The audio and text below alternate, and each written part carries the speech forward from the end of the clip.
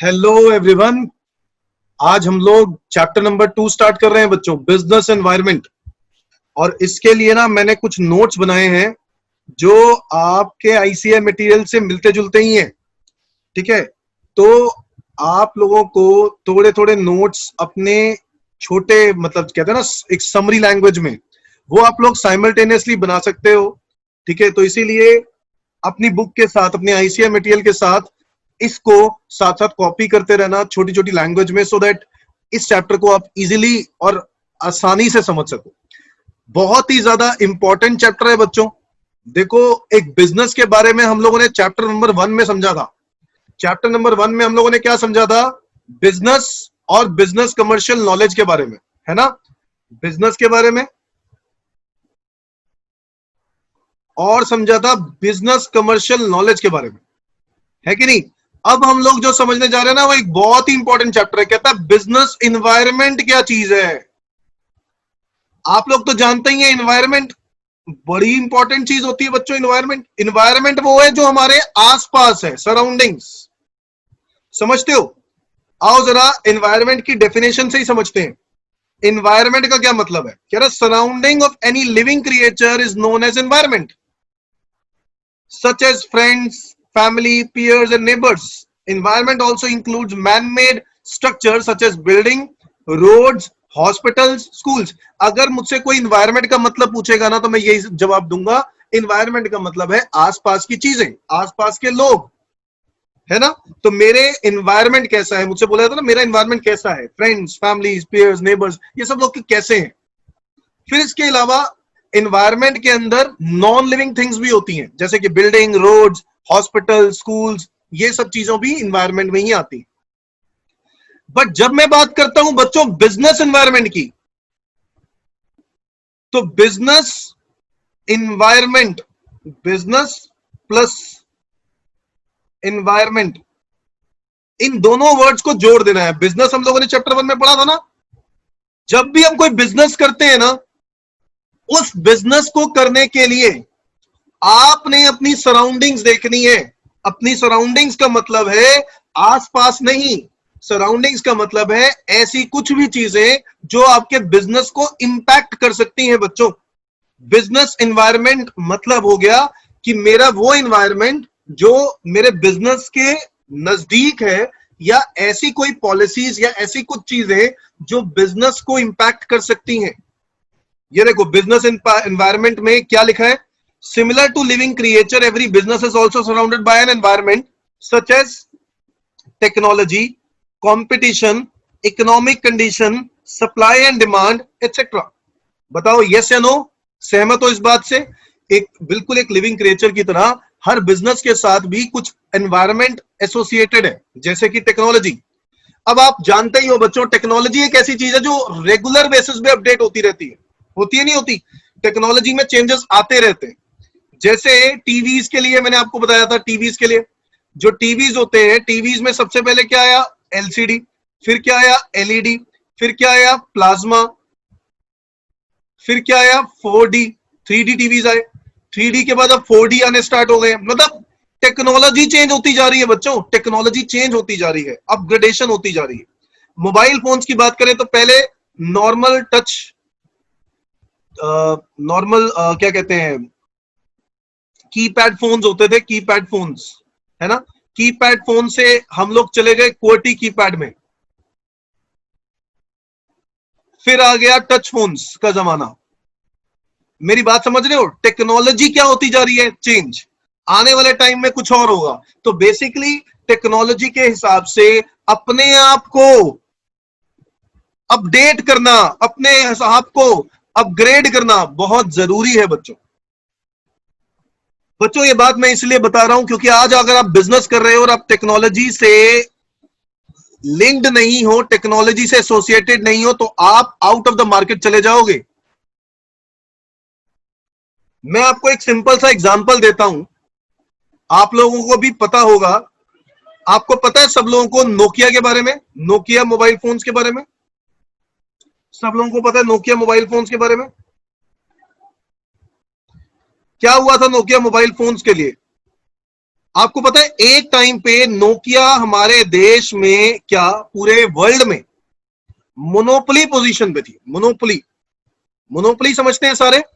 Exactly monopoly position में कहूंगा। India में तो मोनोपोली थी, बाहर में नहीं कहूंगा, इंडिया में मोनोपोली थी। इंडिया में सिर्फ और सिर्फ एक ही कंपनी के मोबाइल बिकते थे, विच वाज नोकिया। मतलब तकरीबन मोर देन 50% मार्केट शेयर। समझते हो मार्केट शेयर क्या होता है बच्चों? मार्केट शेयर का मतलब है, अगर मैं बोलूं मोबाइल इंडस्ट्री और मैं ये कह दूं कि इतना हिस्सा, 50% हिस्सा नोकिया देख रहा था, नोकिया का बिक रहा था, और बाकी छोटा छोटा पार्ट जो है वो किसका बिक रहा था? दूसरी कंपनीज का बिक रहा था। यानी सैमसंग भी होगा, सोनी एरिक्सन भी होगा। अच्छा, उस वक्त एक ब्लैकबेरी भी आई थी कंपनी, ब्लैकबेरी, आपने नाम सुना होगा ब्लैकबेरी, ठीक है? ऐसी बहुत सारी कंपनीज थी, पैनासोनिक वगैरह वगैरह, तो और भी कंपनीज थी, बट सबसे बड़ी मोनोपोली पोजीशन किसकी थी? नोकिया की। सडनली क्या हो जाता है? सडनली क्या हो जाता है? Apple company, Apple company touch phones निकाल देता है और कहता है ये जो टच फोन्स होंगे ना, ये जमाना चेंज कर देगा सब कुछ। एप्पल कंपनी ने टच मोबाइल फोन्स निकाले, और जैसे ही उसने टच मोबाइल फोन्स निकाले, आप मानोगे, टच मोबाइल फोन्स को नोकिया ने, अच्छा नोकिया उस वक्त क्वर्टी कीपैड की टेक्नोलॉजी को फॉलो कर रहा था, क्वर्टी कीपैड, और मार्केट में ये टेक्नोलॉजी ज्यादा चलने लग गई। उसी टाइम पर सैमसंग, जो हमारे देश में सैमसंग कंपनी थी, उसका तो छोटा सा शेयर था, मतलब उसको कोई जानता भी नहीं था, उसका शेयर मान लो 5% के आसपास था। सडनली इसने 10 फोन्स निकाले, और वो भी सारे के सारे टच।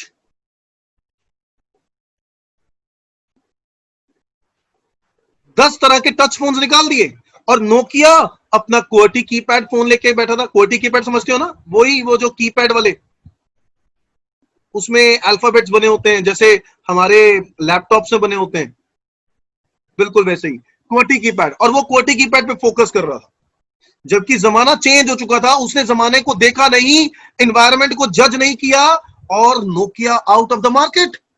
यस। और उस वक्त का हीरो पता है कौन बन गया? सैमसंग। क्योंकि सैमसंग ने धीरे धीरे करके मार्केट में ऐसा कब्जा कर लिया, नोकिया खत्म।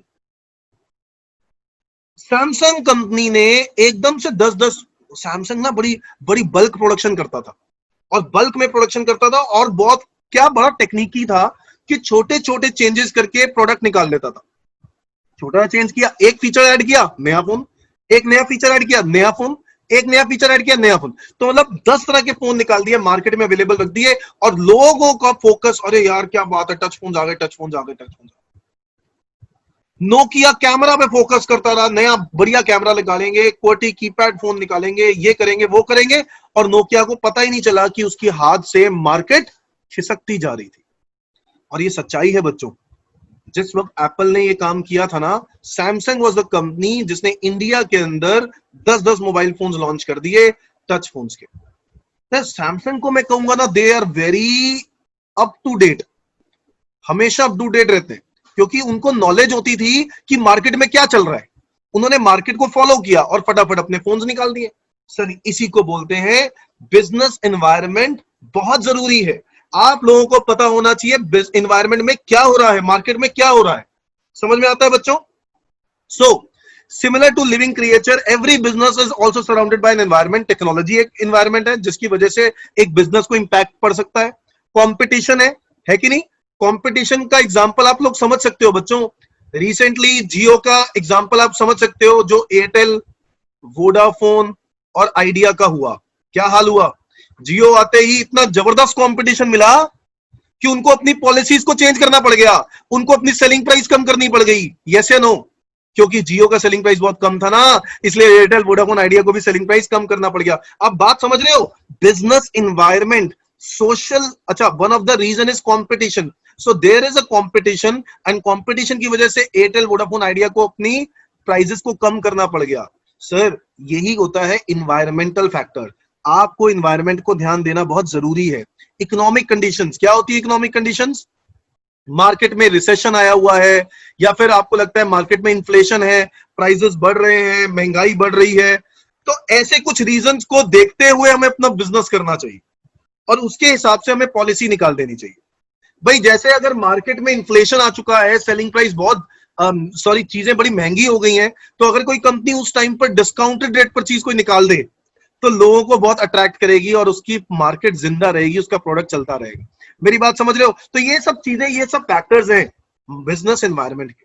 Now business environment affects every business enterprise. A business organization responds to various social, legal, political and technological changes in the business environment. एक हर बिजनेस ऑर्गेनाइजेशन को छोटे मोटे चेंजेस को रिस्पॉन्स करना बहुत जरूरी है, जैसे कि कोई social change, legal, political, technological. ये तो मैं कुछ एग्जांपल दे रहा हूं भाई। सोशल चेंज क्या हो सकता है कि आपको देखना है पॉल्यूशन बढ़ रहा है, तो क्रैकर्स वाली कंपनी, जो क्रैकर्स वाली कंपनी है, दिवाली पे क्या क्रैकर्स बनाना बंद कर दे? नहीं, ग्रीन क्रैकर्स निकालेंगे। क्या निकालेंगे? ग्रीन क्रैकर्स, जिससे धुआं क्या होगा? कम होगा। मेरी बात को समझने की कोशिश करो बच्चों। क्रैकर्स निकाले, पटाखे बजाने हैं, पटाखे बंद नहीं करने हमने। पॉल्यूशन का रीजन है, हमारे दिल्ली में पॉल्यूशन बहुत ज्यादा हो गया, इनफैक्ट पूरे इंडिया में पॉल्यूशन लेवल बहुत बढ़ रहा है, दिल्ली में खासकर बढ़ रहा है।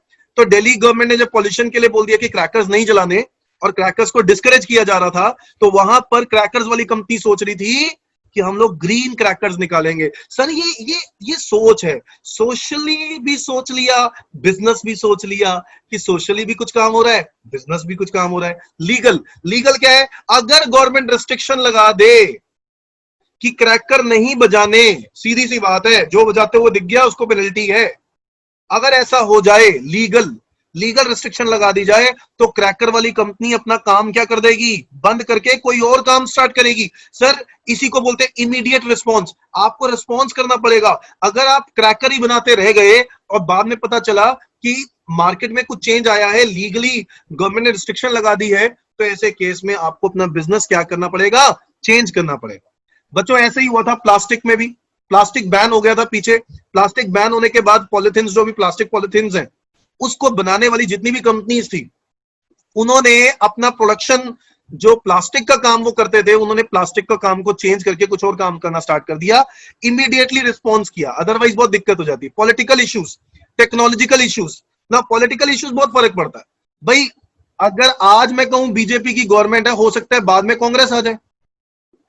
कुछ कंपनीज बीजेपी को फेवर करती हैं, कुछ कंपनीज कांग्रेस को फेवर करती हैं, यानी वो कंपनीज बीजेपी को फेवर करती है जो बीजेपी को पैसा दे रही है। बीजेपी से कंपनीज की अच्छी टाई अप है। जैसे आप लोगों के नजरों में, आप लोगों को पता भी है बच्चों, रिलायंस, मुकेश अंबानी की अच्छी खासी पहुंच है बीजेपी में, ठीक है। मोदी जी उनके कुछ खास ही हैं, ठीक है, रिलायंस इंडस्ट्री के। तो इसीलिए आप लोगों को दिखता होगा रिलायंस की जितनी भी आज पॉलिसीज चल रही हैं, सब बीजेपी की वजह से चल रही है, ठीक है। जैसे ही कांग्रेस आएगी तो हो सकता है कि रिलायंस को थोड़ा सा दिक्कतों का सामना करना पड़े।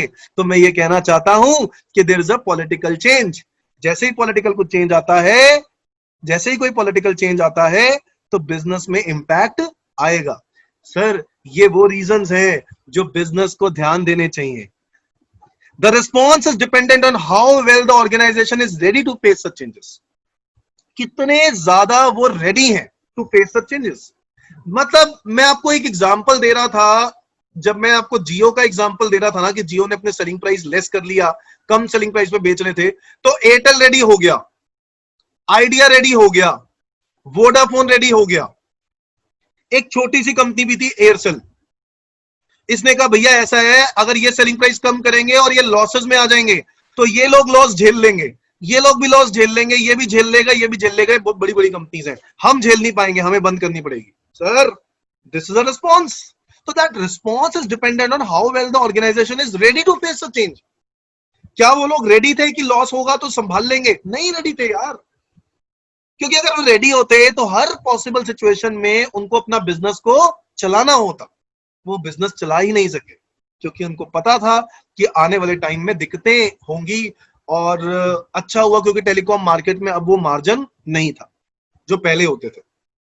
तो मैं कह सकता हूं कि एयरसेल कंपनी का ये डिसीजन लेना कि आगे का कोई फायदा नहीं है, इसीलिए they are ready to face such changes. उन्होंने sorry, they are not ready to face such changes, वो रेडी नहीं थे और उन्होंने अपनी कंपनी को क्विट कर दिया।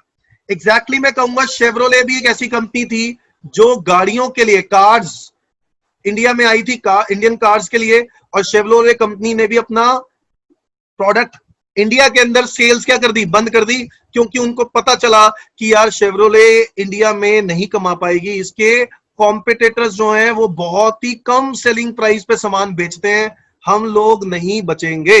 हुंडई, मारुति, इनको कंपटीशन देने जा रहा था शेवरोले, होएगा ये तो बड़े ही कम सेलिंग प्राइस पर सामान बेचते हैं यार, हम लोग तो नहीं बेच पाएंगे, इन्होंने अपनी कंपनी बंद कर दी। सर बहुत जरूरी है ये जज कर लेना कि क्या आपके पास वो स्ट्रेंथ है। याद है आप लोग पढ़ते थे स्वॉट, स्वॉट क्या होता है, स्ट्रेंथ, वीकनेस, अपॉर्चुनिटी, थ्रेट ना, यानी आप लोगों को ये जज करना है कि आपके पास क्या वो स्ट्रेंथ है कि आप बिजनेस में सरवाइव कर सको, क्या कोई वीकनेस तो नहीं है जिसकी वजह से आप बिजनेस में सरवाइव ना कर सको। इज दैट क्लियर बच्चों? तो यस, ये सब चीजें जज करना बहुत जरूरी है बिजनेस में। Environment is a combination of various factors which are largely not under the control of business. मतलब ऑब्वियसली कुछ ऐसे फैक्टर्स होते हैं जो हमारे हाथ में नहीं होते, है ना। बताओ, लीगल क्या हमारे हाथ में है, पॉलिटिकल क्या हमारे हाथ में है, टेक्नोलॉजिकल क्या हमारे हाथ में है, नहीं, ये वो फैक्टर्स हैं जो हमारे हाथ में नहीं है। इन्वायरमेंटल चेंज हो रहा है, मतलब ये ऑटोमेटिक चेंज हो रहा है और हमें उसके हिसाब से चलना होगा। जैसे external environmental change, legal, political, technological, और क्या हो सकता है, ये कह सकते हो कि कोई मार्केट में चेंजेस, ऐसे जैसे इकोनॉमिक रिसेशन, इकोनॉमिक चेंज, कोई इकोनॉमिक चेंज आ गया, उसमें भी आपके हाथ में कुछ भी नहीं है, मतलब आप कुछ कर नहीं पाओगे। और एनवायरनमेंट को उसके लिए देखो, बिजनेस को उसके लिए हमेशा रेडी रहना है। सो business continuously interact with these factors, understand the threat and explore the opportunities from these surrounding factors. उनको देखते रहना है, रेगुलर बेसिस पे जज करते रहना है कि कहीं अपॉर्चुनिटी तो नहीं। मतलब इन्वायरमेंट के बेसिस पर ही वो ये जज कर पाएंगे कि कोई इन्वायरमेंट से उनको अपॉर्चुनिटी मिल रही है या फिर उनको थ्रेट मिल रहा है। सर मैं आपको एक एग्जांपल देता हूं बड़ी ही, बहुत ही बढ़िया कंपनी की, ये देखो, नाम तो सुना ही होगा, पेटीएम। नाउ पेटीएम ने भी कुछ ऐसे ही दिमाग लगाया। हुआ क्या इनके साथ, पता है हुआ क्या इनके साथ? एक ऐसी सिचुएशन हुई कि पेटीएम जिस वक्त स्टार्ट हुई, करीब 3 साल तक इनको किसी ने नहीं जज किया कि पेटीएम क्या करेगा, क्या करता है, क्या नहीं। इनकी कोई वैल्यू ही नहीं थी, लेस वैल्यू, बेकार कंपनी, पता नहीं कौन है। 3 साल हो गए, पता नहीं इमीडिएटली क्या हुआ कि मोदी जी ने अनाउंस किया डीमोनेटाइजेशन स्कीम। मैं सच्ची कहानी बता रहा हूं, बिल्कुल भी डीमोनेटाइजेशन। पेटीएम को समझ में आया ये जो मोदी जी ने आज स्कीम अनाउंस करी ना, डीमोनेटाइजेशन, इससे लोग कैश को यूज नहीं कर पाएंगे। तो उस कंपनी के मालिक को एहसास होता है कि कैश को वो यूज कर नहीं पाएंगे, तो क्या वो तरीका हो सकता है। तो पेटीएम ने कहा अरे हाँ, ये तो हमारे लिए अपॉर्चुनिटी है अब बिजनेस में आने की, क्योंकि अब अगर कैश यूज नहीं होगा तो लोग क्या करेंगे, पेटीएम। उन्होंने एडवर्टीजमेंट भी उस टाइम पर कुछ ऐसी ही बनाई थी, पेटीएम करो, हर चीज पे पेटीएम करो। उससे क्या हो रहा था, लोग एंकरेज हो रहे थे पेटीएम करने के लिए। बार बार कोई भी चीज कहीं पर भी जाते थे, लोगों ने, जो भी दुकानदार होते थे, क्योंकि आप लोगों के पास कैश नहीं होता था, तो कोई भी चीज खरीदने के लिए क्या करते थे, पेटीएम करते थे। कोई भी चीज करने के लिए, देखो पेटीएम ने एडवांटेज लिया इस चीज का, पेटीएम ने एडवांटेज लिया, धीरे धीरे करके ये इंडस्ट्री इतनी ग्रो की कि पेटीएम को देखते देखते बहुत सारी और कंपनीज आई, फोन पे ऐसे करके और भी कंपनीज आई थी ना, आप लोगों ने सुना होगा, और भी कंपनीज का नाम सुना होगा, मेरे को ध्यान नहीं आ रहा, बट मेरे को तो पेटीएम सबसे बेस्ट लगा। एक फोन पे आई थी, और भी XYZ बहुत सारी कंपनीज आई थी, 3-4 कंपनीज है जो ज्यादा देर के लिए सर्वाइव नहीं कर पाई, फोन पे फिर भी सर्वाइव कर पाई है। ठीक है, पेटीएम से ज्यादा कोई भी अभी तक बढ़िया तरीके से सर्वाइव नहीं कर पाया। और इनिशियली इन सब लोगों ने कुछ क्या दिए थे, कैशबैक ऑफर्स दिए थे कि आप 100 रुपए की परचेजिंग करते हो पेटीएम से 10 रुपए वापस, 200 रुपए की करते हो 20 रुपए वापस। जब आप लोगों को लगा कि यार 180 रुपए की चीज ही पड़ रही है, क्या दिक्कत है, 20 रुपए का तो क्या मिल गया, डिस्काउंट ही मिल गया, पेटीएम दे रहा है बेनिफिट। तो सर सारे दुकानदारों ने भी पेटीएम यूज करना स्टार्ट कर दिया, उनको भी फायदा था, और सारे कस्टमर्स ने भी यूज करना स्टार्ट कर दिया। सर इसको बोलते हैं अपॉर्चुनिटी देखना, पता लगाना, जज करना। सर ये पेटीएम का जो बंदा था ना, इसने जज किया कि कैसे कब उसको अपॉर्चुनिटी मिली। अब इस वक्त मार्केट में बहुत कंपटीशन हो गया था पेटीएम के बिजनेस के अंदर, और फिर देखा कि यार अब तो वैसे भी अब तो नॉर्मल पोजीशन आ गई, तो लोग कैश यूज कर रहे हैं, तो अब पेटीएम का काम कम हो गया था, तो पेटीएम ने क्या कर लिया, पेटीएम ने अपना शॉपिंग, ई शॉपिंग का काम स्टार्ट कर दिया। ये बाद में स्टार्ट किया बच्चों, यस ये बाद में स्टार्ट किया, पहले नहीं करते थे। पेटीएम ने ई शॉपिंग का काम स्टार्ट कर दिया। पेटीएम ने ई टिकटिंग, आप यहां से अगर एयरलाइन की एयरलाइन की टिकट बुक कर सकते हो, या फिर आप रेलवेज की टिकट बुक करना चाहते हो, तो आप कर सकते हो। ई टिकटिंग, ई शॉपिंग, आपको ऑनलाइन कोई भी चीज परचेज करनी है तो पेटीएम से परचेज कर सकते हो। इनफैक्ट पेटीएम ने अपना बैंकिंग का काम स्टार्ट कर दिया बच्चों, बैंकिंग का, हाँ पेटीएम बैंक। पेटीएम ने गेमिंग का काम स्टार्ट कर दिया, गेम्स भी खिला रहा है बच्चों को, बच्चे के लिए। तो बेसिकली उन्होंने अपनी मार्केट जो है ना, according to the environment change करते रहे, ताकि इनका बिजनेस चलता रहे, बिजनेस कभी नुकसान में नहीं आया। सर ये सोच थी, ये सोच थी। तो मैं आपको इस चैप्टर के अंदर ढेर सारे एग्जांपल्स देने वाला हूं, बहुत ही इंटरेस्टिंग एग्जांपल्स हैं, ध्यान से सुनना। आओ आगे बढ़ते हैं। Now according to Glueck and Jauch, environment includes the factor outside the firm which can lead to opportunities for threat to the firm। अतः कुछ ऐसी भी चीजें होती है जिससे थ्रेट मिलता है, मतलब कुछ ऐसी भी इन्वायरमेंटल चीजें होती हैं, कोई चेंजेस होते हैं जिसकी वजह से फर्म को क्या मिलता है, थ्रेट। जैसे नोकिया के लिए थ्रेट था क्या, टच फोन आ जाना नोकिया के लिए क्या था, थ्रेट।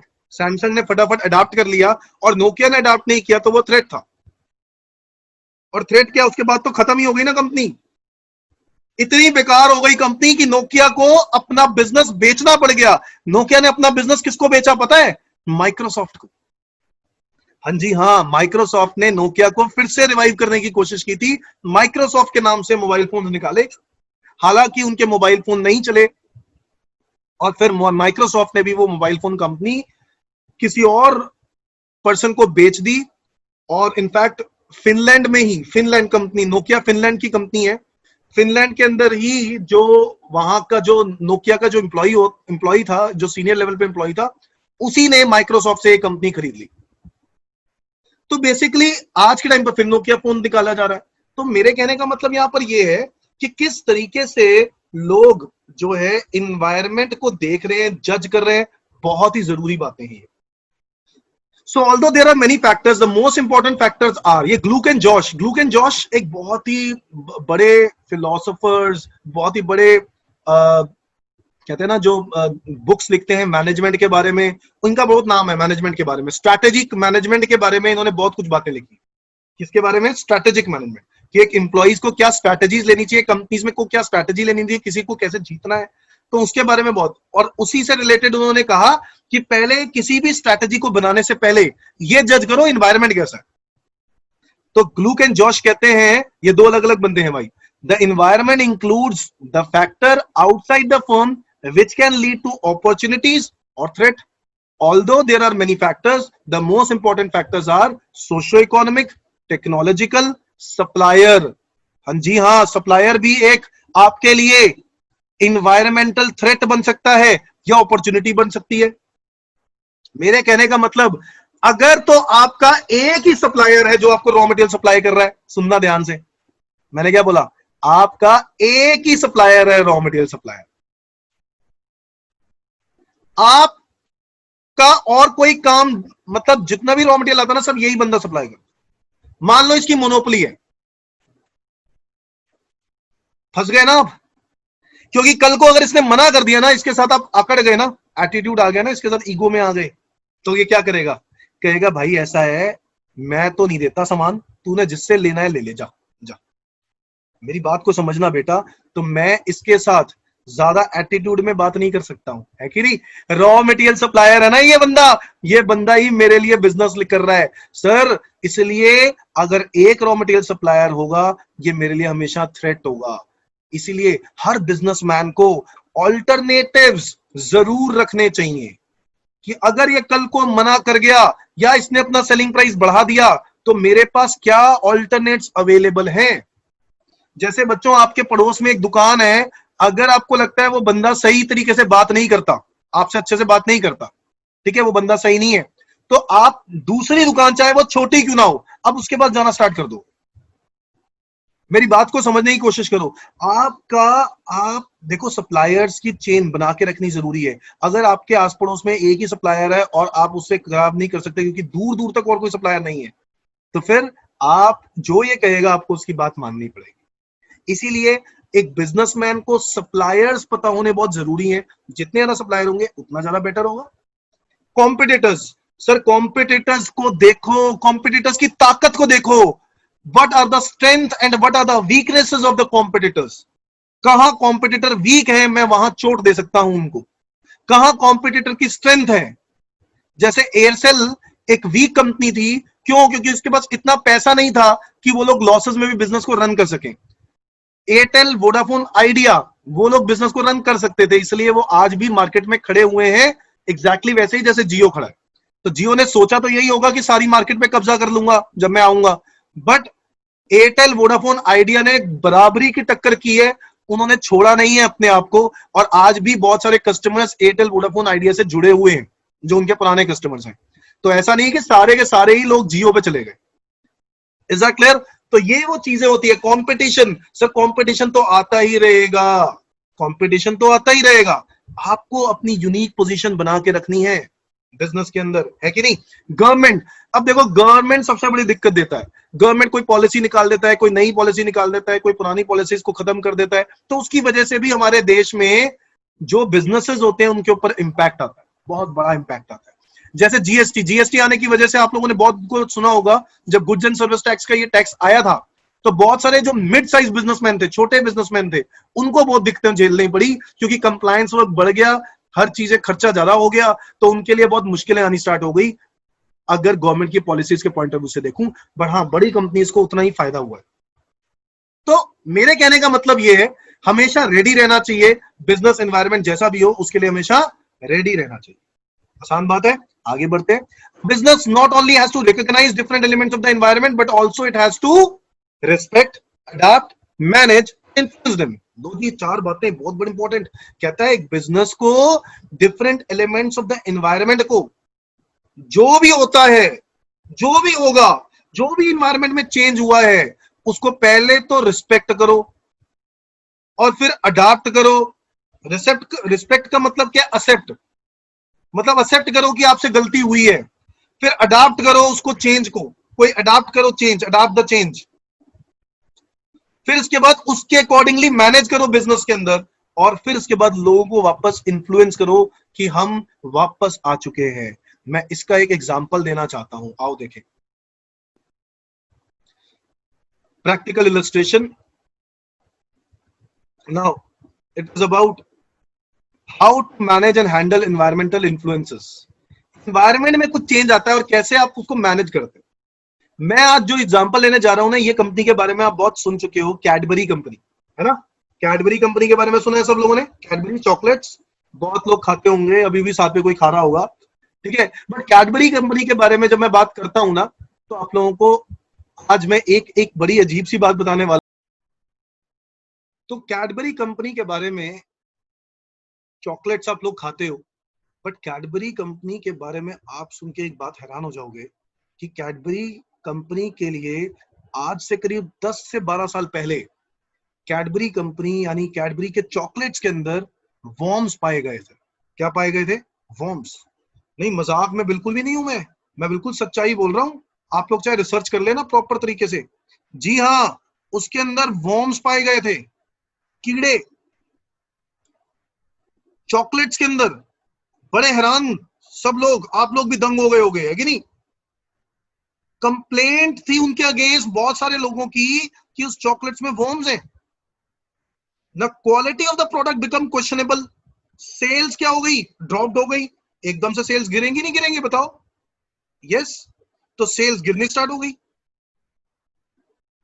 अब क्या हुआ? The famous Cadbury fights back. Cadbury ने, पहली बात तो यह कि कैडबरी ने कभी भी ये नहीं कहा कि उसके चॉकलेट में वॉर्म्स नहीं होंगे, ऐसा हो नहीं सकता। तो ऐसा उसने कभी भी नहीं बोला। उसने उस बात को एक्सेप्ट किया कि हाँ हो सकते हैं, क्योंकि उसके कुछ रीजंस हैं, कुछ रीजंस हैं। आज भी आप चॉकलेट को बाहर खुली हवा में रख दोगे ना, थोड़ी ही देर के बाद उसमें से कीड़े पैदा होने स्टार्ट हो जाएंगे। ये बात बिल्कुल सच्चाई है। Is that clear? तो यस, दिक्कत क्या थी? कैडबरी ने समझने की कोशिश करी।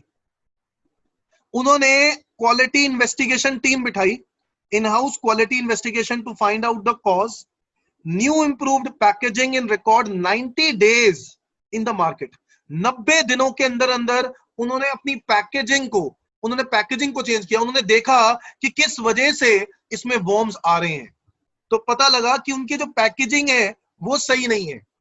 और उन्होंने एक विजी कूलर नाम से एक सबको, हर एक जो भी उनकी कैडबरी चॉकलेट्स बेच रहे थे ना दुकानदार, उनको एक छोटा सा कंटेनर देना स्टार्ट कर दिया। आपने कभी देखा होगा, कैडबरी नाम से कंटेनर होता है, इसके अंदर ढेर सारी चॉकलेट लगा दी जाती हैं ऐसे। आपने कभी देखा होगा कैडबरी कंटेनर? ये इस तरीके से कैडबरी वालों ने कंटेनर सबको, हर रिटेलर को, जो भी रिटेलर्स हैं उन सबको देने स्टार्ट कर दिए। सारे रिटेलर्स ने अपने पास ये कंटेनर्स रखने स्टार्ट कर दिए। मेरे कहने का मतलब, उन्होंने कोई पैसे नहीं दिए होंगे, इसकी एक सिक्योरिटी होती है जो उनको पैसे वापस मिल जाते हैं जब कंटेनर वापस करते हैं। ठीक है? तो बेसिकली एक ये कूलर, ये जो कंटेनर दिया ना जिससे बाहर की हवा ना लगे, to keep chocolates in good and hygienic condition till the last point of purchase, that is final consumer। एक बार फाइनल कंज्यूमर तक जो है वो सही पोजीशन में जाए, सही पोजीशन तक पहुंचे। तो उन्होंने ना इस चीज को पहले जज किया कि कीड़े क्यों हैं, और फिर उन्होंने हार नहीं मानी। उन्होंने अपनी पैकेजिंग को चेंज किया 90 दिनों के अंदर अंदर। उन्होंने लोगों को, जितने भी रिटेलर्स हैं उनको अपना एक विजिकुलर जो देना स्टार्ट कर दिया, जिसके अंदर उन्होंने कंटेनर्स के अंदर अपनी चॉकलेट्स रखने के लिए कहा सारे रिटेलर्स को, जितने भी रिटेलर्स हैं, ताकि एंड कंज्यूमर तक प्रोडक्ट सही पहुंचे। और आपको बता दूं सच सच कि एक्चुअल में ऐसा होने के बाद कैडबरी ने अपने आप को से प्रमोट किया। इसके थ्रू अमिताभ बच्चन। कैडबरी का नाम तो देखो बहुत खराब हो ही चुका था। अब लोगों को विश्वास कैसे होना था? एक दिन चॉकलेट खा रहे हैं, चॉकलेट खाते खाते वॉर्म निकल आया, उसके बाद फिर से कल कल पता चला कि यार कंपनी ने बहुत अच्छा कर दिया, अब चॉकलेट में से वॉर्म नहीं निकलेगा। तो मतलब आपको लग रहा है कि होता है ना, जैसे जैसे आपको पता चलता है ना, सब्जी, किसी सब्जी में कीड़ा होता है, जैसे गोभी। गोभी में हम सबको पता है कि फूल गोभी जो होती है उसके अंदर कीड़ा होता है। तो सारे हमारे पेरेंट्स भी जब भी गोभी को देखते हैं, गोभी को पहले धोते हैं, उसको उसको उसको पता है उसके क्या क्या तरीके हैं, क्योंकि उनको पता है उसमें से कीड़ा निकल सकता है। मतलब बहुत कॉमन चीज है कि उसमें से कीड़ा निकल रहा है। आप मेरी बात को समझने की कोशिश करो। जैसे अमरूद है, अमरूद में से भी कीड़ा निकलता है। तो लोगों को जब पता चल जाता है ना, उसके बाद अगले दिन ऐसे नहीं होगा कि वो बिना देखे, बिना सोचे समझे वो खाना स्टार्ट कर देंगे। नहीं, ऐसा नहीं होगा। एग्जैक्टली वैसे ही कैडबरी चॉकलेट्स का भी यही हाल था। एकदम से डाउन होनी स्टार्ट हुई जब सेल, तो फायदा किसको मिल गया? नेस्ले को। नेस्ले की भी चॉकलेट्स आती थी, नेस्ले की चॉकलेट्स बिकनी स्टार्ट हो गई, किटकैट और वो सब। अब उन्होंने कुछ लेसन लर्न किए। क्या? Respect of the complaint and taking note of the fact that chocolate had warm, adapting to the change, the packaging in record breaking time, managing the crisis at the company properly। देखो company के employees का विश्वास खत्म हो जाता है। अरे यार हमारा प्रोडक्ट तो बेकार है, इसमें से तो वॉर्म्स निकलने स्टार्ट हो गए। लोगों का विश्वास तो कम हुआ ही हुआ, कंपनी का, एम्प्लॉइज का भी, जो एम्प्लॉइज है उनका भी आत्मविश्वास खत्म हो गया। यार हमारे पास तो कंपनी का बिलीफ ही नहीं है, पता नहीं कैसी कंपनी। तो एम्प्लॉय का मोरल हाई करने के लिए क्राइसिस को मैनेज करने की बात हुई। Influence the market with great comeback. और किसको लाया गया? अमिताभ बच्चन, द ग्रेट अमिताभ बच्चन, जिनका नाम सारी दुनिया जानती है। अमिताभ बच्चन को लेके आए कि आप एड कैंपेन को लीड करो, आप बन जाओ हमारे ब्रांड एम्बेसडर, तभी हमारा कुछ होगा। तो अमिताभ बच्चन जब कहता था ना कुछ मीठा हो जाए, है ना, आया था ना कुछ मीठा हो जाए, तो ये मीठा हो जाए कि आदत डाल दी अमिताभ बच्चन ने बार बार बोल बोल के, और सबके सामने खा के दिखाता था। इसका मतलब है वो शो कर रहा है कि भाई इसमें कोई कीड़े नहीं है, मैं भी तो तुम्हारे सामने जिंदा हूं। समझ में आ रही है बात?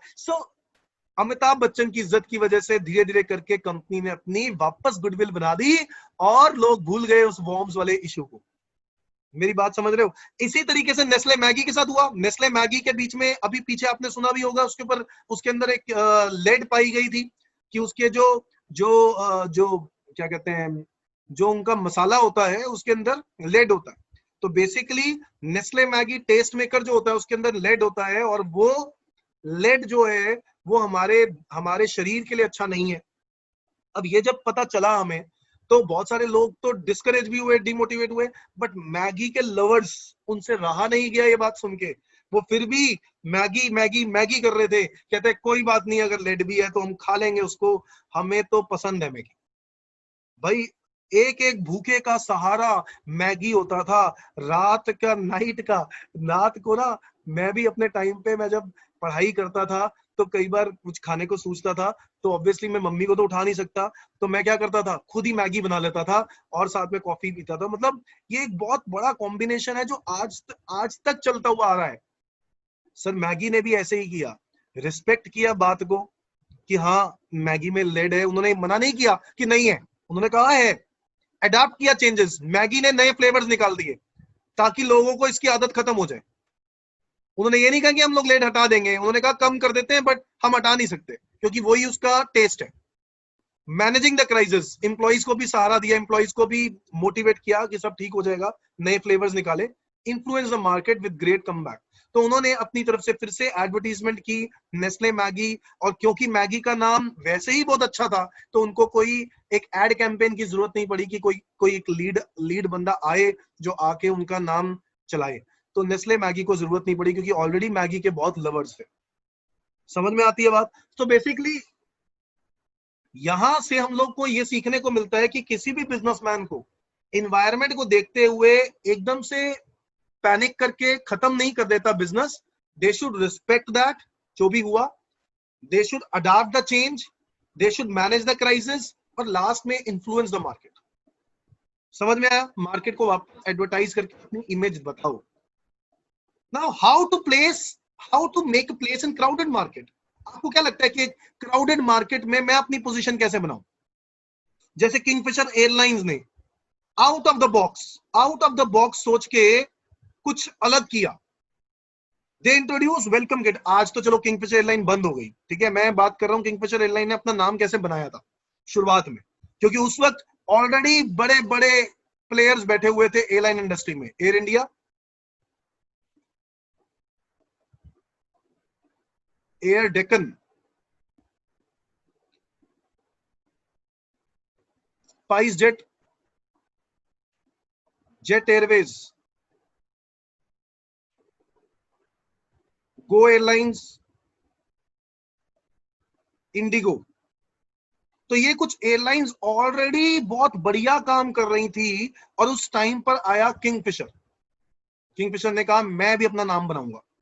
अब किंगफिशर आया तो किंगफिशर का नाम कोई जानना नहीं चाहता था, तो कोई बात नहीं, हमें तो बहुत अच्छे चीप रेट पे मिल जाती हैं फ्लाइट्स। तो किंगफिशर एयरलाइंस ने अपना एक नया इंट्रोडक्शन किया, welcome kit to each and every customer who travels in the aircraft. जो भी किंगफिशर एयरलाइन की टिकट लेता था उनको एक वेलकम किट देना स्टार्ट किया, ताकि लोगों को हमेशा किंगफिशर का नाम ही दिखे और किसी का नाम ना दिखे। Can understand the business situation, try those concepts which have been ignored by the other competitors in the business। उन्होंने देखा कि क्या जरूरत है। वेलकम किट के अंदर ना ये लोग क्या देते थे, एक डायरी देते थे, पेन देते थे जिसपे किंगफिशर लिखा होता था, डायरी पे किंगफिशर लिखा होता था, एक पेन, एक डायरी, छोटी सी डायरी होती थी, एक बढ़िया सा, क्या कहते हैं, एक बढ़िया सा वो जहां पे हम लोग पेन पेंसिल रखते हैं, तो एक बॉक्स सा देते थे। तो बेसिकली तीन चार चीजों का एक अच्छा कॉम्बिनेशन बना के वो लोग एक वेलकम किट देते थे हर एक पर्सन को, वो भी फ्री, कोई चार्जेस नहीं होते थे। ताकि लोगों के दिमाग में किंगफिशर छप जाए। किंगफिशर की डायरी, किंगफिशर का पेन हर बंदा लेके घूम रहा है, और जब भी वापस आएगा तो किंगफिशर का नाम ही लेगा। Sir, understand the business situation, try those concept which are ignored by the other competitors. ये किंगफिशर की स्ट्रेटेजी थी। Address the unmet needs of the customers, देखो कि कस्टमर्स को क्या चाहिए और कस्टमर को अभी तक क्या नहीं मिला, and gain advantage. Adopt the unconventional ways to gain the market place. Unconventional, ये बिल्कुल अनकन्वेंशनल था। Welcome kit. Competitors have to adopt the similar policy to remain in the competition। ये बात बिल्कुल सही है। Competitors जो है ना, air India, Air Deccan, SpiceJet, उन्होंने देखा, जेट एयरवेज ने देखा, अरे यार ये जो वेलकम किट दे रहा है, इससे हमारी मार्केट ना ये खींच लेगा अपनी तरफ। तो अपनी तरफ जब खींचना स्टार्ट किया ना, तो जेट एयरवेज ने भी ऐसा ही किट बनाना स्टार्ट कर दिया। सर, इसको कहते हैं रिएक्ट टू द स्ट्रैटेजी, इसको बोलते हैं रिएक्टिव पॉलिसी। एक होती है एक्टिव और एक होती है रिएक्टिव। देखो, आप अपना अगर खुद डिसीजन लेते हो ना, मतलब मैं कह सकता हूं, एक होता है प्रोएक्टिव और एक होता है रिएक्टिव। रिएक्टिव का मतलब हुआ इन्वायरमेंट को देखते हुए, और प्रोएक्टिव का मतलब हुआ पहले से ही एक्टिव हो, आप अपने आप कुछ चेंजेस लेके आते हो। जैसे किंगफिशर ने प्रोएक्टिव काम किया, अपना डिसीजन था ना, अपनी चीज लेके आया, वो नई चीज लेके आया। रिएक्टिव किसने किया? जेट एयरवेज ने। उसने कहा अगर मुझे इंडस्ट्री में रहना है तो मुझे भी कोई ऐसी स्ट्रेटेजी फॉलो करनी पड़ेगी। समझ में आ रही है बात? सो competitors have to adopt the similar policy to remain in the competition. This means yes, competition is also one of the environmental factor जिसकी वजह से आपके बिजनेस पे इंपैक्ट पड़ सकता है बच्चों। तो बहुत ही इंटरेस्टिंग बातें हम लोग यहां पर सीख रहे हैं। तो एग्जाम्पल, बंधन बैंक। बंधन बैंक का नाम सुना है आप लोगों ने? यस, एक नया बैंक आया, बंधन बैंक। बंधन बैंक ने अब अपने आप को मार्केट में लाइमलाइट करना था, अपने आप को शो करना था कि हम सबसे बड़े हैं, बहुत बढ़िया हैं। उन्होंने इंटरेस्ट रेट पता कितना निकाल दिया? 7%। आज तक किसने नहीं निकाला। मैं एफडी का इंटरेस्ट नहीं बोल रहा, मैं सेविंग बैंक अकाउंट का इंटरेस्ट बोल रहा हूं। सर, कोटेक ने निकाला 6%। कोटेक ने क्या निकाला? 6%। यस बैंक ने निकाला 6%। अब बंधन बैंक को कुछ डिफरेंट करना था, उसने 7% निकाल दिया। तो basically other bank faces competition कि यार ये क्या। तो बहुत सारे लोगों ने बंधन बैंक में बैंक अकाउंट खोलना स्टार्ट कर दिया क्योंकि 1% एक्स्ट्रा इंटरेस्ट मिल रहा है। So these are environmental factors. A businessman need to react immediately to change accordingly. अगर वो react नहीं करेगा तो वो out of the market हो जाएगा बच्चों। इसीलिए बहुत सारे बैंक्स अपने इंटरेस्ट रेट्स को देखते हैं कि कैसे हम लोग अपनी इंटरेस्ट रेट्स की वजह से, देखो इससे क्या होगा, इससे ना वो कुछ हद तक कस्टमर्स को अट्रैक्ट कर पाएगा। जैसे जियो ने किया, जियो ने सेलिंग प्राइस कम करके कस्टमर्स को क्या कर लिया? अट्रैक्ट। हाँ, जिंदा वही रहेगा फ्यूचर में जो लंबे टाइम तक के लिए पॉलिसीज को फॉलो करेगा। सर, अगर इसने कल को 7% से 6, 6 से 5, 5 से 4 देना स्टार्ट कर दिया ना, तो लोगों को बंधन बैंक पर विश्वास लोगों का कम हो जाएगा। ठीक उसी तरीके से जियो ने सेलिंग प्राइस बढ़ाना स्टार्ट कर दिया है, तो लोगों को लगा यार ये तो बंदे की स्ट्रैटेजी थी। समझ रहे हो? तो अब तो पता चल गया लोगों को स्ट्रैटेजी थी। इसीलिए लोगों ने जियो को भी, ऐसे नहीं है कि जियो के ऊपर बिल्कुल डिपेंडेंट हो गए, तो इसीलिए बहुत सारे लोग आज भी एयरटेल वोडाफोन को यूज कर रहे हैं। तो ये वो बातें हैं, है ना इंटरेस्टिंग चीजें। चलो आगे बढ़ते हैं बच्चों। Characteristics of business environment. आओ देखते हैं बिजनेस एनवायरनमेंट के कैरेक्टरिस्टिक्स, यानी कुछ फीचर्स के बारे में। ये तो सब लोग जानते हैं कि अब तो बिजनेस एनवायरनमेंट के बारे में अच्छे से आपको नॉलेज मिल गई होगी। एनवायरनमेंट के कुछ कैरेक्टरिस्टिक्स बताओ, तो हम वो बोलेंगे सर एनवायरनमेंट तो कॉम्प्लेक्स है। कॉम्प्लेक्स मतलब सर ये बहुत ही ना एक डिफिकल्ट टास्क है ये अंडरस्टैंड करना कि कौन सा ऐसा फैक्टर होगा जिसकी वजह से मेरा बिजनेस पे इंपैक्ट पड़े। ये मैनेजर्स के लिए बहुत मुश्किल है। कह रहा environment consist of many interrelated factors and understanding these factors are difficult task. So we can say business environment is complex. It is somewhat easier to understand environment in parts but difficult to understand in totality. आप कभी भी एक environment को totality में नहीं समझ पाओगे। Complex है, कॉम्प्लिकेटेड है, चेंजेस होते रहते हैं, समझ नहीं आ रहा सर कौन सा चेंज होगा और कौन सा चेंज ऐसा होगा जिससे बिजनेस पे इंपैक्ट आएगा। जैसे कि मोबाइल फोन्स ने म्यूजिक सिस्टम और कंप्यूटर्स को खत्म कर रहे हैं धीरे धीरे करके। आप लोग देख ही रहे हो, मोबाइल फोन लोगों को इतना पसंद आ रहा है कि लोगों को म्यूजिक सिस्टम की जरूरत ही नहीं है। क्यों? मोबाइल फोन में आवाज तेज करो, म्यूजिक सिस्टम बन गया। मोबाइल फोन इतना पसंद आ रहा है कि कंप्यूटर वाला जितना भी काम होता है सब मोबाइल फोन पे हो जाता है। आपको आज टाइपिंग करनी है तो वो भी इसमें हो जाता है, बड़े फोन आते हैं उसके लिए टाइपिंग हो जाती है। आपको जो भी काम करना है जो आप लैपटॉप्स और कंप्यूटर्स में करते हो वो सारे काम, ईमेल वगैरह सब चीजें मोबाइल फोन में हो सकती है। सो बेसिकली इन्वायरमेंट इतना कॉम्प्लेक्स है, पता नहीं चल रहा म्यूजिक सिस्टम वाली कंपनीज को कि हमें और म्यूजिक सिस्टम बनाने चाहिए या नहीं बनाने चाहिए। कंप्यूटर्स वाली कंपनीज भी कंफ्यूज हो गई कि हम ऐसी क्या चीज लेके आए जो मोबाइल फोन में कभी नहीं आ सकेगी।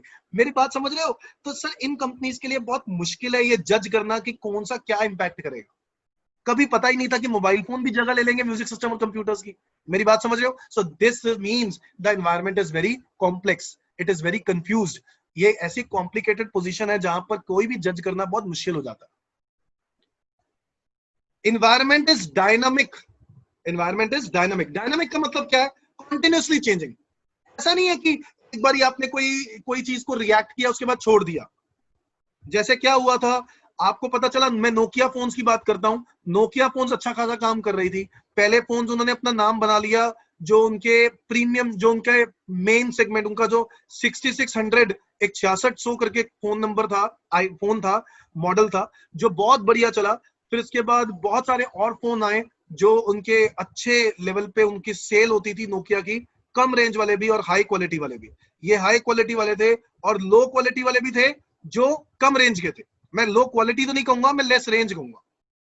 रेंज लेस थी। जैसे 3310 होता था एक, 3610 मेरे को आज भी नंबर याद है क्योंकि ये मॉडल्स बहुत चलते थे उसमें। 3310, 3610, ठीक है, 3600, 2200, ये मॉडल्स होते थे उनके, और इतना चले, इतने फेमस हुए कि कुछ कहने की हद नहीं। 2-3 हजार, 4-4 हजार के फोन थे और बहुत बढ़िया चल रहे थे। सर इन्वायरमेंट बहुत डायनामिक है। कहता है इन लोगों ने क्वार्टी कीपैड में क्यों आए थे, ये लोग क्वार्टी कीपैड में क्यों आए थे पता है? क्योंकि इंडियन मार्केट में कौन आ गया था? ब्लैकबेरी। ब्लैकबेरी आ गया था। जैसे ही ब्लैकबेरी आ गया ना, तो इंडिया में ना एकदम से ट्रेंड जो है क्वार्टी कीपैड की तरफ चल पड़ा। क्वार्टी कीपैड की तरफ चल पड़ा तो नोकिया ने भी इमीडिएटली क्वार्टी कीपैड वाले फोन्स निकाल दिए। तो नोकिया का आज भी कंपटीशन बरकरार था। ब्लैकबेरी आ गया था, बहुत सारे लोग ब्लैकबेरी ले रहे थे, जो अच्छे रिच क्लास वाले लोग थे वो लेते थे ब्लैकबेरी, बट स्टिल नोकिया ने अपना काम किया। फिर उसके बाद क्या हुआ? फिर टच फोन्स आ गए। Sir it is a dynamic environment ना, तो आपको चेंज करते रहना चाहिए। सर नोकिया यहां पर गलती कर गया, टच फोन्स निकाले तो सही, बट तब तक बहुत लेट हो चुका था। सैमसंग सारी मार्केट चुरा गया था, सारी मार्केट सैमसंग के हाथ में आ गई। मेरी बात को समझने की कोशिश करो। You need to adapt the change immediately. Business environment changes continuously due to changing needs of the customers and competition. The film industry generates revenue from ringtone, caller tune rather than sale of music CDs. लो एक example है, ये एक example है जो कहता है कि एक फिल्म इंडस्ट्री रेवेन्यू जनरेट कर रही है रिंगटोन्स और कॉलर ट्यून से। किसी ने सोचा था फिल्म इंडस्ट्री रिंगटोन और कॉलर ट्यून से पैसे कमाती है, ना कि म्यूजिक सीडीज बेचकर? तो पहले क्या होता था? म्यूजिक सीडीज बिकती थी। एक जमाना होता था म्यूजिक सीडीज, म्यूजिक सीडी से पहले कैसेट्स होते थे, ठीक है। अब वो कैसेट्स का जमाना खत्म हो गया, सीडीज का जमाना खत्म हो गया, रिंगटोन कॉलर ट्यून्स का जमाना आ गया। क्या ना, इसी से फिल्म इंडस्ट्री पैसे कमा रही है। अब जैसे आने वाले टाइम में हो सकता है मूवी थिएटर का जमाना खत्म हो जाए, मूवी थिएटर्स लोग बहुत ही कम लोग जाया करें, क्योंकि आजकल लोगों को प्राइम दिख रहा है, अमेजॉन प्राइम, लोगों को नेटफ्लिक्स दिख रहा है। तो जो मूवीज वहां दिखनी है वो घर पे बैठ के आराम से देखो, बहुत ही सस्ते रेट पे मिल रही है। भाई 300 रुपए के प्लान के अंदर आपको पूरे साल मूवीज मिल रही है। 300 रुपए के प्लान के अंदर आपको पूरे साल मूवीज मिल रही है, जबकि मूवी थिएटर में एक टिकट ही 300 रुपए की पड़ती है। यस, तो मैं क्यों जाऊं मूवी थिएटर? मेरी बात समझ रहे हो? तो बहुत सारे लोग आने वाले टाइम में मूवी थिएटर की सेल क्या हो जाएगी? कम हो जाएगी। पहले जो रश होता था वो धीरे धीरे करके कम हो जाएगा, क्योंकि ये लोग मार्केट छीन रहे हैं। अभी भी आना बंद नहीं हुआ। एक जी आया हुआ है, ठीक है, एक जी का आया हुआ है, एक उनका भी आया, क्या नाम है, हॉटस्टार आया। तो बेसिकली बहुत सारी कंपनीज अब ये वाला काम स्टार्ट कर रही है। रिलायंस भी निकाल रहा है ना, रिलायंस भी निकाल रहा है। तो इस तरीके से बहुत सारी company, environment is dynamic, you need to change. Every time जब भी कोई चेंजेस आते हैं. Environment is multifaceted. Now, environment developments are taken differently by different people. The same development is welcomed as an opportunity by one company, while another company perceives it as a threat. बस सही बात है यार, कई companies के लिए कोई change ऐसा होता है जो उनके लिए अपॉर्चुनिटी होती है, और कुछ कंपनीज के लिए ऐसा कोई चीज होती है जो थ्रेट होता है. कोई भी चेंज आता है, किसी का एडवांटेज है, किसी का नुकसान है. समझ में आती है बात? So for example, shortage of raw material is a threat of manufacturing facilities, whereas it provides increased profit opportunity to raw material supplier. अगर raw material supplier, अगर पीछे से सप्लाई, रॉ मटेरियल सप्लाई क्या हो जाती है, कम हो जाती है. अगर रॉ मटेरियल सप्लाई कम हो जाएगी तो सप्लायर के लिए बिजनेस में प्रॉफिट कमाने का चांस आ जाएगा, क्योंकि वो क्या करेंगे, डिमांड ज्यादा है, सप्लाई कम अवेलेबल है, तो प्राइसेस क्या करने पड़ेंगे, इंक्रीज करने पड़ेंगे, और प्रॉफिट बढ़ जाएगा. मेरी बात को समझने की कोशिश कर रहे हो? रॉ मटेरियल की शॉर्टेज से सप्लायर्स को फायदा हो रहा है और मैन्युफैक्चरर्स को नुकसान हो रहा है. जैसे कि LCD and plasma TV giving way to LED TV. LCD plasma TV आया, एलईडी टीवीज को जगह दी. फिर इसके बाद एलईडी टीवीज की जगह पे क्या आ गया, 3D टीवीज आ गए. 3D की जगह पे क्या आ गया, 4D कर्व टीवी आ गए. तो टेक्नोलॉजी चेंज होती जा रही है, मल्टी फेसेटेड चेंज होती है. हर एक के कुछ फायदे हैं, कुछ नुकसान है. कई कई जो टेक्नोलॉजीज होती हैं उनका एडवांटेज मिलता है, कई टेक्नोलॉजीज का थ्रेट भी मिलता है. Is that clear? वैसे मैं आपको बताऊं तो ये मल्टी फेसेटेड के लिए तो ये वाला एग्जांपल ज्यादा बेटर है. आप इस एग्जांपल पे ज्यादा अच्छे से फोकस कर सकते हैं. So they are multi faceted. Multi faceted means किसी को फायदा और किसी को नुकसान, है ना. मल्टी फेस, दो फेस है. आगे, environment has a far reaching impact. Far reaching impact मतलब the environment has a far reaching impact on organization, particularly the growth and the profitability of the organization depending critically on the environment in which it exists. वो बताना चाह रहा है कि environment कितना बड़ा impact दे सकता है. environment इतना बड़ा impact दे सकता है कि वोडाफोन और आइडिया मर्ज हो गए. ये इम्पैक्ट है. क्या जरूरत थी मर्ज होने की, बट ये मर्ज हुए क्योंकि जियो इतना कम सेलिंग प्राइस पे सामान बेच रहा है. एग्जैक्टली वैसे ही आज की बात करें, environment has a far reaching impact. Paytm को अपॉर्चुनिटी मिल गई काम करने की, पेटीएम ने काम किया, पेटीएम का बिजनेस बहुत बढ़िया चल गया, और आज वो इंडिया की जानी मानी कंपनीज में नाम आता है. Is that clear? तो ऐसे ही है, वोडाफोन आइडिया हो गया, पेटीएम हो गया, ये लोग वोडाफोन आइडिया मर्ज हुए. मैं कह रहा हूं एनवायरनमेंट का change, it is a far reaching impact.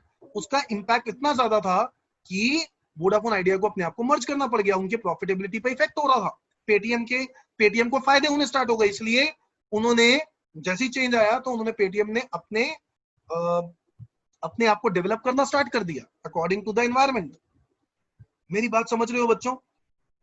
So an organization like Aditya Birla Group has moved from textile to cement to retail and to financial services. पहले सिर्फ टेक्सटाइल का काम करता था, पता है, आदित्य बिरला, और धीरे धीरे करके वो सीमेंट का काम करना स्टार्ट कर दिया, रिटेल का काम करना स्टार्ट कर दिया, फाइनेंशियल सर्विसेज और टेलीकॉम बाद में करना स्टार्ट किया according to the changing circumstances. ध्यान से देखा कि कौन से सिचुएशन है जो चेंज हो रही हैं. सिचुएशंस को चेंज होते हुए देखकर उसने एनवायरमेंटल चेंज देखते हुए लॉसेस को जज करने हुआ स्टार्ट कर दिया, और लॉसेस ना हो इसीलिए उसने नए बिजनेस स्टार्ट कर दिए. रिलायंस भी यही काम कर रहा है. रिलायंस अब कहां जा रहा है, ई रिटेल बिजनेस के अंदर. ई रिटेल एग्जैक्टली वही जो अमेजोन कर रहा है, जो फ्लिपकार्ट कर रहा है, वही काम क्या करने जा रहा है, रिलायंस ये काम स्टार्ट करने जा रहा है. बहुत ही जल्द रिलायंस की बहुत सारी सर्विसेज खुल जाएंगी, तो रिलायंस ये काम स्टार्ट करेगा जो अमेजोन और फ्लिपकार्ट को बहुत जबरदस्त टक्कर देगा. फ्लिपकार्ट तो चलो कंपटीशन में नहीं है, मेन तो कंपटीशन अमेजोन है. अमेजोन को तगड़ा कंपटीशन देने वाला रिलायंस आने वाले टाइम. सो बेसिकली मैं यहां पर ये कहना चाहता हूं कि कैसे कोई कंपनी अपने एनवायरनमेंट की वजह से लॉसेस को देखते हुए, लॉसेस को आगे जज करते हुए कोई डिसीजन ले लेती है, और डिसीजन लेती है, और डिसीजन लेने के बाद वो एक नया वेंचर खोलती है या बिजनेस में कुछ चेंजेस लेके आती है, जिसकी वजह से हम देख सकते हैं कि इन्वायरमेंट का एक फार रीचिंग इंपैक्ट है, दूर तक उसके नुकसान और फायदे हो सकते हैं, इसीलिए इमीडिएटली डिसीजन लेना जरूरी है। आदित्य बिरला ने टेक्सटाइल प्रोडक्ट से सीमेंट में गए, सीमेंट से रिटेल में गए, क्योंकि उनको पता चल गया था कि टेक्सटाइल में जितना कंपटीशन होने वाला है वो लोग बिजनेस को लंबे टाइम तक सर्वाइव नहीं कर पाएंगे। इसीलिए टेक्सटाइल से सीमेंट, सीमेंट से रिटेल और फाइनेंशियल सर्विसेज और टेलीकॉम सर्विसेज में वो लोग आए। सुनाओ, आपसे अब आपको बस क्या करना होता है, कैरेक्टरिस्टिक्स याद करने। तो बताओ, याद करें कैरेक्टरिस्टिक्स ऑफ एनवायरनमेंट। तो याद करते हैं, एनवायरनमेंट के 4 कैरेक्टरिस्टिक्स कौन कौन से हैं बताओ। एनवायरनमेंट इज कॉम्प्लेक्स, याद करेंगे, environment is complex, environment is dynamic, environment is dynamic, environment is multifaceted, environment is multifaceted. इसके अलावा environment is having a far reaching impact, far reaching impact। ये वो रीजंस हैं जिस वजह से मैं अपने environment, बिजनेस environment को जज करता हूं। अगर ये रीजंस ना होते ना बच्चों, मैं बिजनेस environment को कभी जज करने की जरूरत ही नहीं पड़ती, मैं इसीलिए करता हूं। समझ में आती है बात? So these are some characteristics of the business environment. So business environment are complex, they are dynamic, they are multifaceted, and they have a far-reaching impact.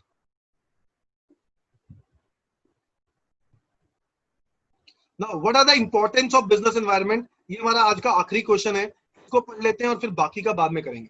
Importance of business environment, देखो आप लोगों ने समझ ही लिया है बिजनेस एनवायरनमेंट क्यों जरूरी है, क्यों हमें देखना बहुत जरूरी है, क्योंकि बिजनेस एनवायरनमेंट से हमें क्या पता चलते हैं बच्चों, अपॉर्चुनिटीज एंड थ्रेट्स। जैसे कोई भी इन्वायरमेंटल चेंज की वजह से पेटीएम को क्या मिलती है, अपॉर्चुनिटी, और किसी कंपनी को क्या मिलते हैं, थ्रेट। जैसे आइडिया और वोडाफोन को थ्रेट मिला, तो आइडिया और वोडाफोन ने अपने आप को सरवाइव करने के लिए क्या कर लिया, मर्ज कर लिया। समझ में आती है बात? सो डिटरमाइंस अपॉर्चुनिटी एंड थ्रेट, ध्यान से देखते रहो, इसीलिए कहते हैं इन्वायरमेंट को चेक करते रहो। Giving direction for growth, sir environment के बेसिस पर ये आइडेंटिफाई कर सकते हो कि किस बिजनेस में ग्रोथ मिलेगी फ्यूचर में। सर मुकेश अंबानी को पता चला कि कैसे उसको टेलीकॉम सेक्टर में ग्रो करना है और कैसे वो टेलीकॉम सेक्टर में ग्रो कर सकता है और कैसे उसको ई रिटेल सेक्टर में उसको स्कोप दिख रहा है। सर इन्वायरमेंट ही है जिसकी वजह से मुकेश अंबानी ने आज टेलीकॉम सेक्टर में ग्रोथ जज की, क्योंकि सिर्फ कंपनीज ही कम रह गई थी, 3-4 कंपनीज थी, ज्यादा कंपनीज थी नहीं। ई रिटेल सेक्टर में जज करने की कोशिश करी कि ई रिटेल सेक्टर में वो अपना नाम बनाए, जैसे अमेजोन का नाम। समझ में आती है बात? अमेजोन, अलीबाबा, ये 2 ऐसी कंपनीज हैं जो वर्ल्ड फेमस है ई रिटेल के अंदर। वैसे ही रिलायंस भी अपना नाम बनाना चाहता है, तो रिलायंस, आई होप आप लोग भी रिलायंस की ताकत को जानते हो, देख ही रहे हो, तो मैं भी ताकत को जानता हूं, तो मैं भी बहुत उम्मीद करता हूं कि रिलायंस आने वाले टाइम में बिल्कुल टक्कर दे पाएगी अमेजोन को। कॉन्टिन्यूस लर्निंग, कॉन्टिन्यूस लर्निंग, हाँ सॉरी मेरे को एकदम से बात याद आती है, वैसे तो जेफ बेजोस को हराना इतना आसान नहीं है, क्योंकि Jeff Bezos is right now the world's richest person, और काफी लंबे अरसे से अब वो वर्ल्ड रिचेस्ट में है। कभी बिल गेट्स चले जाते हैं वर्ल्ड रिचेस्ट में, कभी जेफ बेजोस चले जाते हैं, बट यही है कि इनकी लिस्ट चेंज होती रहती है। बट देखो जेफ बेजोस और अगर मैं बिल गेट्स की टोटल रेवेन्यू की बात करूं, और जो 3rd नंबर पे जो रिचेस्ट है उनमें और इसमें बहुत फर्क है, बहुत ज्यादा फर्क है, तो उसको तक पहुंचने के लिए मुकेश अंबानी को अभी बहुत टाइम लगेगा।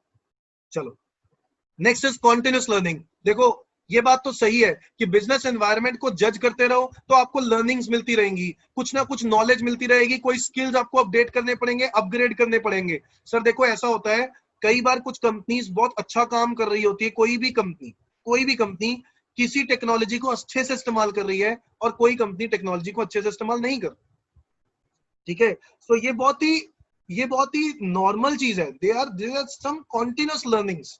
आप जब इन्वायरमेंट से अपडेट रहते हो ना, तो आपको नॉलेज मिलती रहती है कि क्या क्या चीजों को डेवलप करना पड़ेगा, क्या क्या कस्टमर को पसंद आ रहा है। The managers are motivated to continuously update their knowledge, understandings and skill to meet the predicted change in the realm of the businesses. तो जो भी बिजनेस में चेंजेस आ रहे हैं उनको अपने स्किल्स, अपने अंडरस्टैंडिंग, अपनी नॉलेज को कंटिन्यूअसली क्या करते जा रहे हैं, अपडेट करते हुए जा रहे हैं। सर ये फायदे हैं बिजनेस एनवायरनमेंट के। सर बिजनेस एनवायरनमेंट से आप अपने बिजनेस की इमेज बिल्ड कर पाओगे। Environmental understanding helps the business organization improving their image. by showing their sensitivity to environment in which they operate. Sir China ने जज किया कि इंडिया की जो मार्केट है ना वो है मिडिल क्लास लेवल की, ज्यादा है मिड क्लास लेवल की।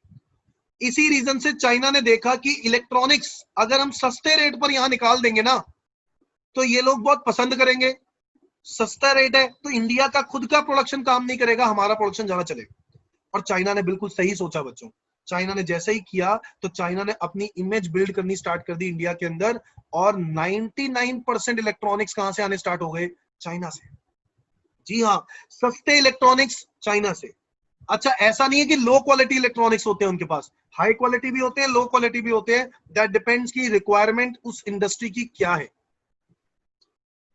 आज आप कोई भी प्रोडक्ट बनाना चाहते हो ना इंडिया के अंदर, उस इंडिया का प्रोडक्ट भी बनाने के लिए आपको रॉ मटेरियल कहां से चाहिए? चाइना से।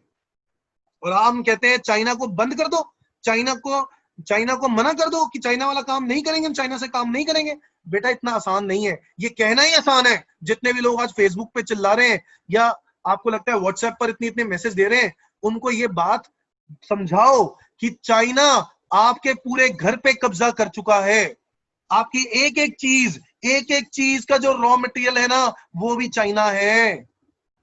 अगर फिनिश गुड इंडिया है ना तो उसका रॉ मटेरियल चाइना है, तो क्या रॉ मटेरियल भी बंद कर दें?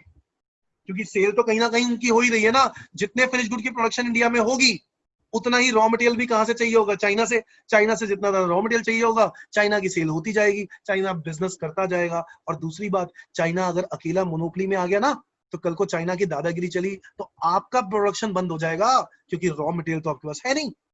मेरी बात समझो।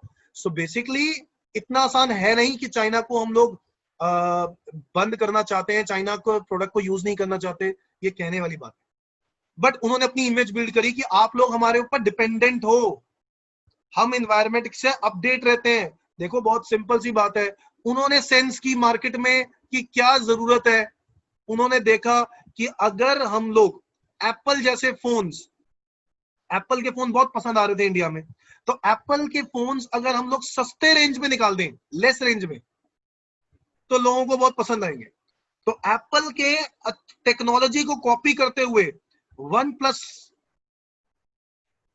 ओप्पो, वीवो, सर ऐसे ब्रांड्स निकालने स्टार्ट कर दिए। वन प्लस थोड़ा प्रीमियम रेंज में, ओप्पो और वीवो थोड़ी सी लेस रेंज में, और अच्छे क्वालिटी अच्छे रेंज के फोन्स, इजी सस्ते रेंज के फोन्स, एप्पल को अच्छा खासा टक्कर दिया। सर वो इमेज बिल्ड हो गई कि चाइना कर सकता है, कोई भी चीज हो चाइना कर सकता है, इंडिया नहीं कर सकता। वो इमेज बिल्ड करी। Sir example, in the view of shortage of power many companies have set up the captive power plants. उन्होंने अपने, क्योंकि उनको पता चला कि बिजली की शॉर्टेज है, जिसकी वजह से कई बार मैन्युफैक्चरिंग होते होते ना बीच में मैन्युफैक्चरिंग रुक जाती थी, बिकॉज इलेक्ट्रिसिटी शॉर्ट हो जाती थी, बिजली बंद हो जाती थी। क्योंकि बिजली पीछे से बंद हो जाएगी तो मशीन में जितने भी प्रोडक्ट पड़े होते थे, क्योंकि वो मशीन में चलते चलते रुक गए तो प्रोडक्ट भी खराब हो जाते थे। बहुत सारी कंपनीज की वेस्टेज होनी स्टार्ट हो गई और बहुत सारा नुकसान होना स्टार्ट हो गया, जिसकी वजह से प्रोडक्ट की कॉस्ट बढ़नी स्टार्ट हो गई। तो बच्चों हुआ क्या, बहुत सारी कंपनीज जो बड़ी कंपनीज थी उन्होंने अपने कैप्टिव पावर प्लांट्स लगाने स्टार्ट कर दिए। कैप्टिव पावर प्लांट्स का मतलब अपने पावर प्लांट्स लगाने स्टार्ट कर दिए, अपने पावर प्लांट्स लगाने स्टार्ट कर दिए, सो दैट कभी भी कल को लाइट गई तो दिक्कत हो जाएगी, इसलिए अपनी बिजली बनाओ। तो बहुत सारी कंपनीज ने विंडमिल लगाने स्टार्ट कर दिए। विंडमिल समझते हो? विंडमिल समझते हो सारे? एक बड़ा सा फैन होता है जो विंड से एनर्जी कैप्चर करता है, विंड से, ठीक है, वो चलता है, विंड से एनर्जी लेके आता है। एक्चुअली एनर्जी जो है ना वो स्टीम से जनरेट होती है, गर्मी से जमा होती है। और ये जो विंड मिल है, ये विंड मिल भी वही काम करता है। फिर ऐसे एक थर्मल पावर स्टेशन होते हैं जो कोयले से बिजली बनाते हैं। एक होता है सॉरी थर्मल हो गया, हाँ थर्मल हो गया। एक हाइडल पावर जनरेशन हो गया, जहां पे टरबाइन होता है, पानी में टरबाइन लगाया जाता है, ठीक है। क्या कहते हैं, वाटर, जहां पर रिवर्स होती हैं, रिवर्स जहां पे फ्लो करते हैं वहां पे टरबाइन लगाए जाते हैं, और टरबाइन के ऊपर पानी को बहुत तेज स्पीड में उसको टरबाइन के ऊपर फेंका जाता है ताकि बिजली जनरेट हो सके। तो बहुत सारी चीजें, ऐसे तरीके हैं, लोगों ने अपनी बिजली बनानी स्टार्ट कर दी सो दैट उनको कभी भी कोई दिक्कत ना आए पावर कट की। सर अंडरस्टैंड करो अपने एनवायरनमेंट को, और अपने एनवायरनमेंट को अंडरस्टैंड करते हुए अपने बिजनेस के अंदर चेंज लेके आओ, ये बहुत जरूरी है। अगर आपने ये नहीं जज किया कि there is a shortage of power, तो कहीं ना कहीं आपके बिजनेस को बहुत नुकसान होने वाला है। इसीलिए ये जज करना बहुत जरूरी था। This becomes an image building. Reliance अपनी बिजली खुद बनाता है, टाटा अपनी बिजली खुद बनाता है, बहुत बड़ी बड़ी कंपनीज अपनी बिजली खुद बनाता है। Meeting competition, it helps the firm to analyze the competitor strategies and formulate their own strategies accordingly. ना देखो, आप अगर बिजनेस एनवायरनमेंट से लिंक्ड हो ना, अगर आप बिजनेस एनवायरनमेंट को देखते रहते हो ना, तो आपको ये फायदा होता है कि आप ये जज कर पाते हो कि who are the competitors and what are their strategies. जैसे एयरटेल को सेंस हुआ, who are their competitors, Jio, Vodafone, Idea, है ना, हु आर देयर कॉम्पिटिटर्स। तो एयरटेल ने जज किया और उसके हिसाब से अपनी पॉलिसी निकालनी स्टार्ट करी। उसने देखा कि जियो क्या पॉलिसी लेके आता है, और पॉलिसी के हिसाब से वो भी अपना सेलिंग प्राइस क्या कर देगा, कम कर देगा, और सेलिंग प्राइस वाकई में कम कर दिया। So it helps a firm to analyse the competitors strategies and formulate their own strategies accordingly. Example, Samsung does in India. Samsung ने भी इंडिया में यही किया। मोबाइल फोन्स के अंदर टच टेक्नोलॉजी जैसे ही एप्पल ने लॉन्च करी टच टेक्नोलॉजी, सैमसंग ने कॉपी किया उसको और इंडिया में फटाफट निकाल दिया और नोकिया को बंद करवा दिया। सर ये कहते हैं जज करना, इन्वायरमेंट को जज करना और फटाफट इमीडिएटली स्टेप उठाना। सैमसंग ने स्टेप उठाया ना, मोबाइल फोन्स में इंडिया में टच टेक्नोलॉजी ले आया। सर मीटिंग द कंपटीशन, उनको पता था अगर नोकिया को हराना है कुछ नई चीज लेके आनी पड़ेगी, और वो ले आए। यहां पर नोकिया फेल हो गया क्योंकि नोकिया थोड़ा सा लेट हो गया, थोड़ा सा नहीं कुछ ज्यादा ही लेट हो गया, जिसकी वजह से सैमसंग ने मार्केट को कैप्चर कर दिया। इंपॉर्टेंस ऑफ बिजनेस एनवायरनमेंट में आपसे पूछा जा रहा है कि क्या वो बिजनेस एनवायरनमेंट के इंपॉर्टेंट पॉइंट्स हैं, क्यों हमें बिजनेस एनवायरनमेंट की जरूरत है। सर बिजनेस एनवायरनमेंट हमें बताता है हमारे बिजनेस की अपॉर्चुनिटीज और थ्रेट, हमारे बिजनेस को डायरेक्शन देता है फॉर ग्रोथ, हमारे बिजनेस के लिए वो कॉन्टिन्यूस लर्निंग है, कुछ ना कुछ चेंज होता रहता है तो अपडेट करनी पड़ती है, नॉलेज तो हमें पता चलता है, हमें बहुत कुछ सीखने को मिलता है, इमेज बिल्ड होती है, और मीटिंग द कंपटीशन। ये पॉइंट्स एक जैसे पॉइंट्स लग रहे हैं, आपको रट्टा नहीं मारना बेटा, सिर्फ समझना है, क्योंकि क्वेश्चन एग्जाम में ऐसा नहीं आने वाला कि आप लोग बता नहीं पाओगे। सिर्फ पॉइंट्स रीडिंग किया हो तो आपको बस पॉइंट्स पता होने चाहिए कि इसका मतलब क्या है, इसका पर्पस क्या है, दैट्स इट। मैं याद नहीं करवा, रट्टा नहीं लगवाना चाहता, क्योंकि सब्जेक्टिव पेपर नहीं है ना बेटा। अगर आपका पेपर सब्जेक्टिव होता तो मैं आपको याद भी करवाता, बट याद करवाने से ज्यादा समझना इंपॉर्टेंट है, क्योंकि आपका पेपर एमसीक्यूज है, और एमसीक्यूज किसी भी चीज पे बन सकता है, जरूरी नहीं कि इन पॉइंट्स में बने, इन पॉइंट्स के बीच में से भी कुछ बन सकता है। समझ में आती है बात? That's it. आज के लिए बच्चों इतना ही करते हैं। आज हम लोगों ने सीखा इन्वायरमेंट के बारे में, बिजनेस एनवायरनमेंट के बारे में, जिसमें मैंने आपको कैडबरी का फेमस एग्जांपल बताया, है ना। फिर बिजनेस एनवायरनमेंट के साथ साथ हमने उसके कैरेक्टरिस्टिक्स देखे। क्या क्या कैरेक्टरिस्टिक्स हैं एक बार फिर से बोल दो। डायनामिक, मल्टीफेसेटेड, और क्या है, डायनामिक कंटिन्यूअसली चेंजिंग हो गया, मल्टीफेसेटेड होता है एनवायरनमेंट, कॉम्प्लेक्स हो गया, और far reaching impact, far reaching impact.